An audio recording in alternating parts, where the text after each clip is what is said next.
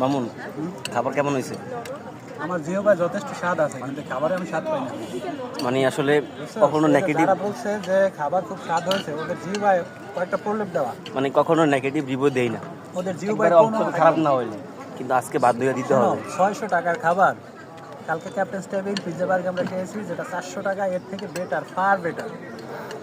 ঠিক আছে, যারা বলছে খুবই টেস্টি, এক তো খাবার খুবই ঠান্ডা হয়ে গেছে, আর টেস্ট তো নাই। না না, মোরাল লাইফ হইলো যে মেসি হইতেছে ফুটবলার, সে তো আসলে রাঁধুনি না।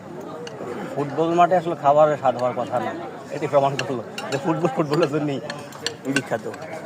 আবার বলতেছি নেগেটিভ রিভিউ দেই না, কিন্তু আজকে খুব বাজে অবস্থা। সালাদ পাই না, নাহলে পাই না শরবত পাই না, নাহলে একটু পানি নাই, মানে ম্যানেজমেন্টও নাই, স্বাদও নাই। তবে যাই হোক, সিইও আর সিএফও দুজনই সুন্দর ছিল, এই জন্য টাকা মশাই গেছে। বন্ধু বলো, সিএফও কিভাবে খাবার সম্বন্ধে রিভিউ দাও। ছিল। নেক্সট টাইম যেন কেউ না আসে। রিভিউ খাবার জিনিস খাইতেছি, বিষয় হলো খাবারটা যতটা আশা করছিলাম 600 টাকা প্যাকেজ, সেই পরিমাণ ভালো হয় না, টেস্ট হয় না। না না, পরিমাণ তো ইম্পর্টেন্ট না, পরিমাণ আরো কম হোক, টেস্টের কথা বলছি।